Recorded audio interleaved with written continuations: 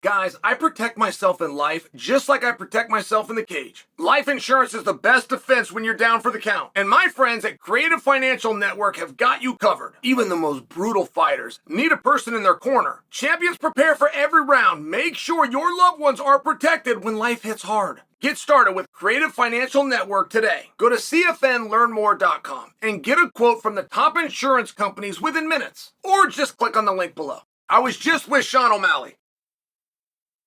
Just saw him, coached him, gave him a hug when I was out in Vegas, destroying the hopes and dreams of Daniel Cormier. And he looked good, and he looked a little bit too good. And Sean was in town, he was doing some business stuff, but he brought his coach with him. Now, Sean and Tim are known to travel together, I get that. But when they travel together, Tim puts him through workouts, and I just remember thinking, for a guy who's told the world that he's going to be out for a year, looked pretty damn good. And by the way, while he's out doing some business thing, he brought his coach, which means he's training. There's different levels, okay? Now, one of the most corrupted words of my lifetime, corrupted by the sport I fell into of MMA, is the word train. You are not training every time you go break a sweat. You're not training every time you work out, and you're not training every time you go to practice. Train is a lifestyle. It's reserved for a very short period, 8, 10, 12 weeks. Because everybody's got to let their hair down now and then, and you can't do it when you're training. You eat, sleep, and breathe the sport. But there is different levels of that. And if a guy is not in a training camp, a guy is not going to catch workouts on the road.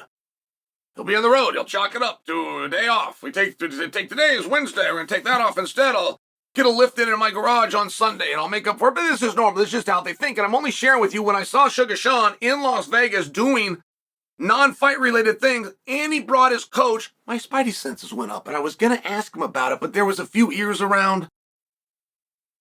There's a few people, I give them the hug, the hug, but then I'm feeling, take my hand, I give him a hug, but then I feel up here on his trap, I felt down here, I really did, I knew, hey man, he's a lot more fit, and the work and effort it takes to feel the way he felt when I gave him a hug, I knew something was up, but I didn't know what it was, and he might have even been in town to sign the very deal that we're talking about, which is a rematch world title fight with Merab. And it will be a very different fight. Sean's going to enjoy this fight a lot more. The pressures that were put on O'Malley, the way that fight came around, I mean, it was razor thin, but everything to lose was on O'Malley. Everything was expected of him. Many people didn't believe Merab should even have a starring role at an event like Sphere, and understood the only reason he got it is because he's with O'Malley. Well, I'll just let you know right now, those things were true, but Merab is now a star. Believe it or not, Merab got a bounce for beating Sean. After Nurmagomedov, boom. Nobody arrives until they arrive. I'm letting you know Merab has arrived. So, Sean likes that. Sean wants it back and forth. Sean wants the audience wondering. So Sean's put in a very good spot. What was tough about it from an announcement standpoint is we did not see that coming. There hasn't been a massive amount of talk on that fight right now, largely because the last time we heard from Sean, he was dealing with some kind of an injury on his arm. It might have been elbow or shoulder. And, by the way, he was going to take a year off. So, when it comes out and the announcement gets made, don't forget, guys, it was also April Fool's Day. So you couldn't hear anything. And we, the community, were told Gable Steveson versus Craig Jones, but it's a double cross, which is, yes, it's on April Fool's Day to make you think it's a joke, and then you're going to find out on the second that it really isn't a joke. It was true in the first place, even though it was April Fool's Day. I mean, there was just a lot going on. In the world of MMA, I even confirmed this through Oscar Willis, and I didn't come to you guys with it because I even thought, okay, as good as Oscar is, maybe Oscar's getting duped. It is April Fool's Day. I just would not have even made the announcement on April Fool's Day.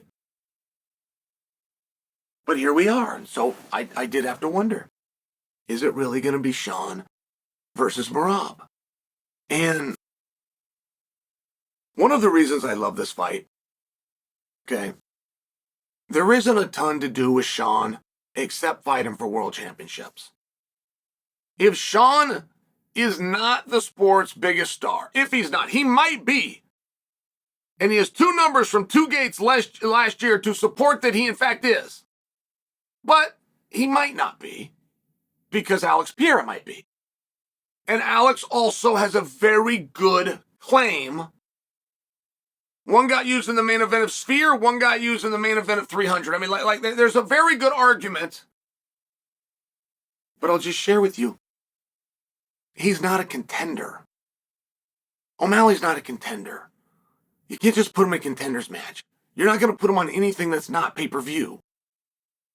Now all of a sudden you're telling me he's going to do pay-per-view, but he's not going to do main events. He's going to do co-main events, and it just starts to feel weird. You wouldn't expect that for Alex Pereira. You wouldn't expect that at the return of Conor McGregor. And you got to think of Sean in that same light, because he is. And you want to know what I want? I want him at 145 pounds. That's what I want. He's got the frame for it. He's got the build for it. He's got the attitude. He's even got a desire.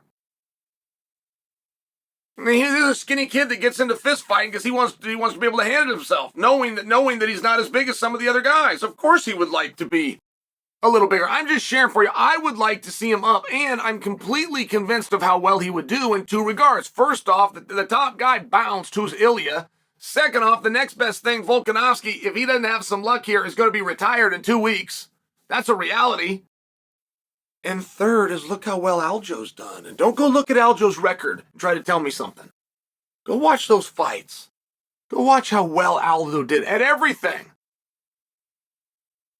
Aljo could outstrike those guys. Aljo could out-wrestle those guys. Aljo could out-hustle those guys. Aljo should be undefeated at 145, and I'm only sharing for you. Just shows you how well that Sean would do. And that's what I love about this spot. I really feel like a lot of the pressures have been removed from Sean, but I would even put that one on. Like, this is not a must-win situation. A lot of people are going to tell you it is. Sean must win or he won't get this opportunity. Well, not so fast. Not so fast, because I want him to leave the weight class anyway. So, go down there, be world champion, reclaim what was once yours. Go back on your run, cleaning out the division as a way to get to 145. Or, come in second, move up to 145. It's just a thought.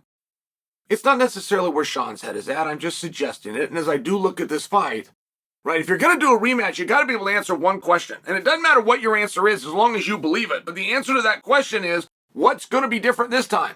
And as I look at Merab versus O'Malley a second time, I can tell you a lot of things that are different.